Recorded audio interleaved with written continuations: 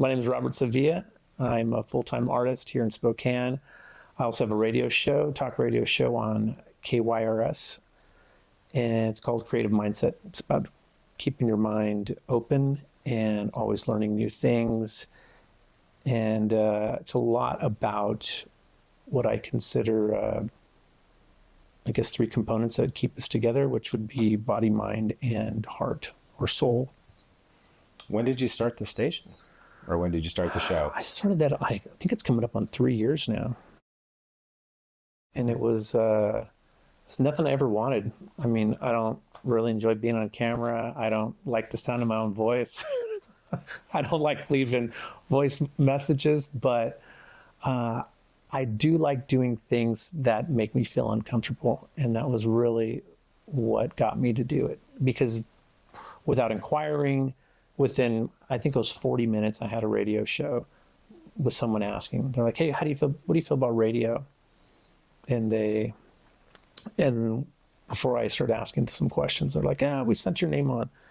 So talk to this person. And it just kind of happened. They gave me an opportunity to create a talk show about anything I wanted. And at the time, what was really important for me was growth and keeping an open mind, constantly learning.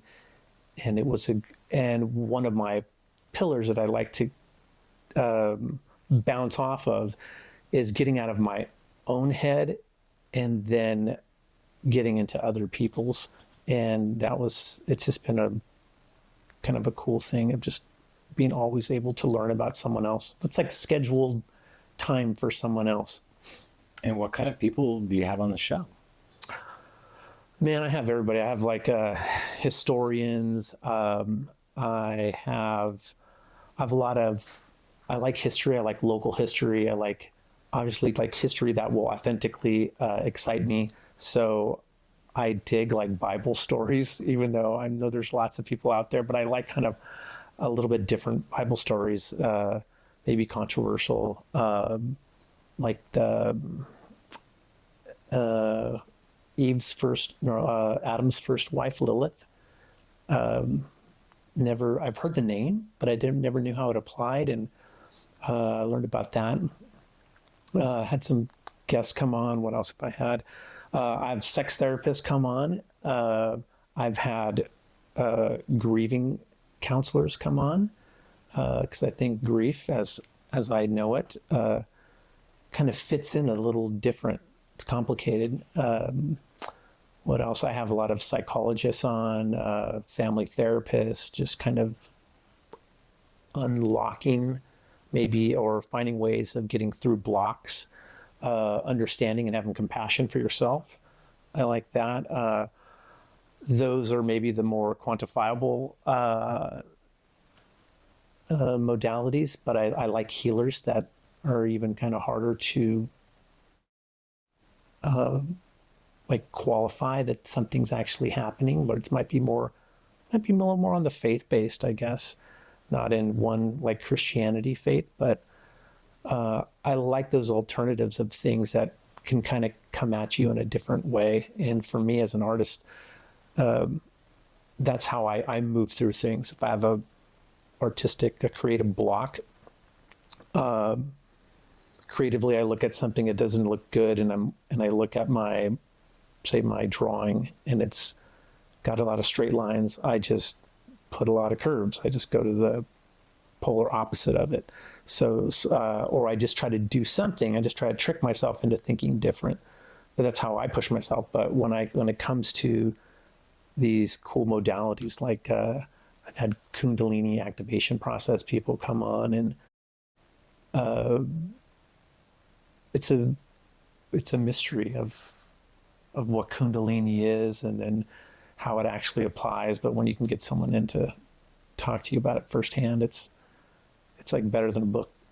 Well, I often enjoyed not talking to the guest before at all. And then some of them will say, hey, do we have any notes? And I'll be like, no. I'm like, I'm only going to ask you things that you know.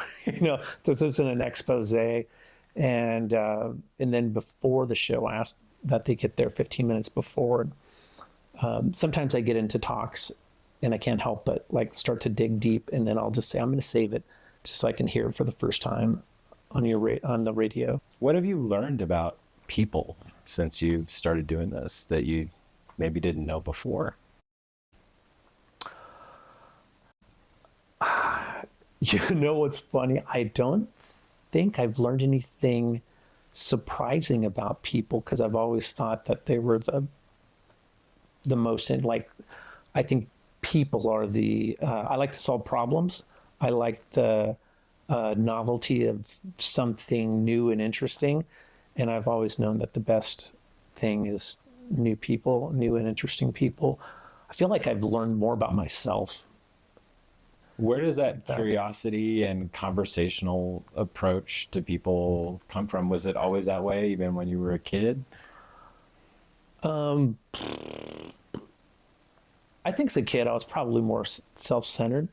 I think it's come from maybe moving to Spokane, because honestly, like when I was out, I was always, off and doing my thing. And I remember when I got here and I at first I just called it customer service. I'm like, the customer service is really intense here. Like, they want to know. They ask me if I have kids or when I'm like, what the hell do they want to know? They're going to look at my ID and see where I go home. I used to just have this different mentality, and I'm like, oh, I think they just have a different, way about, it's a slower city. It's not as fast paced. So I think it's coming up here. There's been this constant reward for getting to know and talk to people. And I know that I've gotten better at talking to people.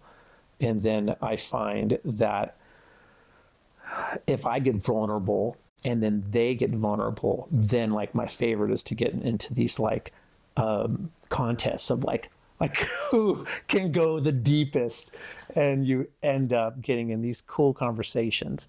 And I try to always recognize the opportunities to do that someone can allow themselves to go deep without having to go, oh, I'm opening up a can of worms that this person isn't ready to go there with. But it's, I don't know, it's like trusting yourself. So are there things that you, maybe when you first started producing the show and when you're doing art, that you've used that as your own form of therapy to learn and grow and to find, answers about yourself? Yeah, I learn about myself constantly through almost, I used to learn all about me through just the process of art and what my mind went through to get something creatively out, until I think I got to those 10,000 hours type thing, where it just started to become so natural that it wasn't a struggle to get back into the flow. Basically, people would invite me in. I learned later, the clients, and they were asking me to read them. And then I got to show those kind of gypsy parlor tricks of like interpreting what I think. And then I could tell, because one, the hairs of my arm would stick up. I would see it stick up on them. And I'm like, that hit it, right? I go, is that about the right idea? And they would say, yes. And you would see it light up. And it felt like you could feel when you hit that truth in that same creative process. And in all of that stuff that you learn through art and then into intuition, it's the same thing that I feel like when I'd learn the most is when I would do more kind of like a healing path. And you can ask those same questions, like, because I'm always looking for a problem. I don't make anything. If I make up an artistic thing for someone's house and I don't get their input, then I'm just making some selfish art, which I'm not really into that. I'd rather solve a problem. If they don't give me a problem, then I talk to them and I find a problem, and I won't tell them it's a problem, but they have a design problem, and then I fix it. And then I fix it by asking them their questions, and then I grab those clues, and then I might grab these other ideas and I bring them together. And The drawing part for me just helps explain more. And I've never wanted to be an illustrator. I draw to explain. How would you compare being in the state of flow versus taking on something that is new, that is hard? How are those experiences different? Because there's something to be gained from both. Let me think about that. State of flow for me used to be a struggle to get into. Now it's just more of a thought. So, and then there's a deeper state of flow that you can get into. But then when I try something new, and those are just more of those games that I play with myself. So if something that's new and hard, I try to find the beauty in it first. So not find out why it's bothering me, not try to create obstacles for me to get into it. Because if I'm truly engaging something, I'm trying to accept it. And then so I try to find the beauty in something. How important is it to live an authentic life, or or people are not feeling like they're living an authentic life? How can they go about kind of finding that path? Gosh. Well, like my first thought is it's hard for me to think about what it is to be inauthentic. And I think we all do it a little bit every once in a while, walking into a grocery store and someone's coming out and you meet eyes with them and you kind of, you give them that smile, like, where you're just barely like showing them your fangs. And that's inauthentic. That's like, I feel bad when I do that almost every time. And I'll try to at least like give it, like have it travel up to my eyes, or my eyes kind of squint a little bit. Because you could tell when you give someone an authentic smile, then they kind of look at you like, wow, that was kind of nice. But authenticity is super important. I think it makes things worthwhile, even if it's hard to hear, even if it's authentic criticism. Actually, I think that's really good. I like authentic criticism. That's where growth comes from, because it gives you that perspective that you hopefully have never seen. If they're telling you something that you've already heard, then you can authentically say, I know about that. Do you have something else? Well, I'm sure you heard lawyers. a lot about barriers that people have. It could be childhood trauma. It could be adult trauma. It could be any number of different challenges. Yeah, true. I mean, you can't be constantly completely authentic, and you end up talking about your childhood traumas like all the time, because unless you're over them. I remember when I got divorced, I would constantly, people would be like, hey, what's up? I'm sure they meant something else. The thing on my mind was I was still having problems with like shifting over to, not being the full-time father, husband. And I remember I had a girlfriend at the time, and she's like, not everyone's asking about that. And I'm like, yeah, but that's all I can think about. How long were you married for? I think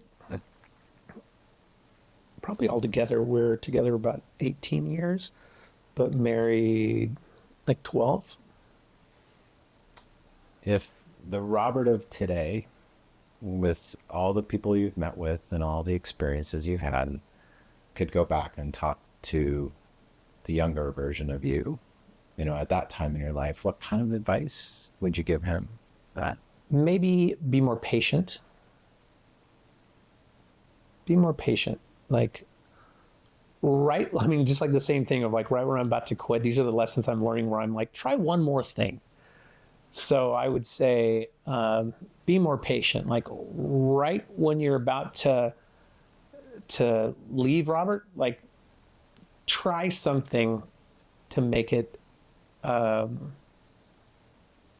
worth it to stay around a little bit longer, or maybe reevaluate, maybe walk away, maybe count to 10. But think about it. Maybe a last ditch effort.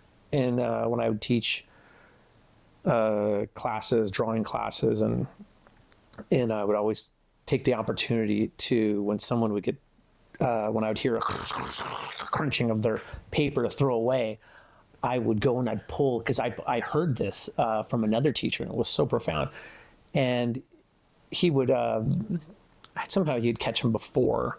I think he would get him when they start to like cross it all out. And but some of the class, and my example was I'd go and I'd put that paper back and I'd say, this is the moment of opportunity.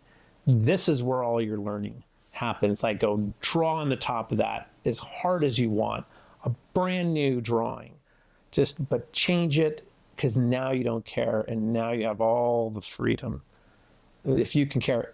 And then once they would do it, I'd stop by afterward. I'm like, you like it better? And they go, yeah, it does look better. I just needed to move my arm here, or this foreshortening was killing me. And I'm like, well, and that was a nice freedom to have, right?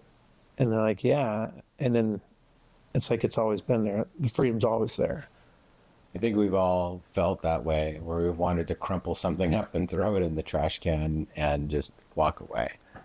So that's a very powerful story, that idea of not giving up, putting it back up on the wall and trying again. Yeah. And I mean, honestly, I don't know all the answers to, because sometimes there's the analysis paralysis of like analyzing.